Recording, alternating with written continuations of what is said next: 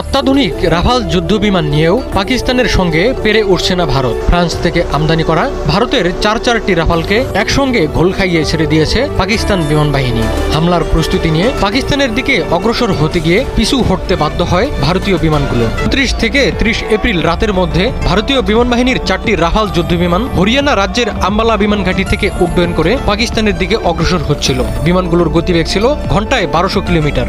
পাকিস্তানের আকাশ প্রতিরক্ষা ব্যবস্থা তাৎক্ষণিকভাবে ভারতীয় যুদ্ধবিমানগুলোর রাডার, অনবোর্ড সেন্সর এবং যোগাযোগ ব্যবস্থা ব্লক করে দেয়। ফলে ভারতীয় বিমানগুলো একে অপরের সঙ্গে এবং স্থলের সঙ্গে যোগাযোগ হারিয়ে ফেলে। একই সময়ে পাকিস্তান বিমান বাহিনীর J-10C যুদ্ধবিমানগুলো ভারতীয় বিমান বাহিনী মোকাবেলা করতে এবং আগ্রাসন প্রতিরোধ করতে আকাশে উড়ছিল। ফলে কোণঠাসা হয়ে ভারতীয় বিমানগুলো আম্বালায় ফিরে না গিয়ে শ্রীনগরে জরুরি অবতরণ করতে বাধ্য হয়। ভারতের যুদ্ধবিমানগুলো আধুনিক Spice 2000 air to ground missile দিয়ে সজ্জিত ছিল। এই মিসাইলের সীমা 200 কিলোমিটার। ফলে নিজেদের আকাশ সীমায় অবস্থান করেই পাকিস্তানের মাটিতে হামলা চালাতে পারত ভারতীয় যুদ্ধবিমানগুলো। বিপরীতে পাকিস্তান বিমান বাহিনীর J-10C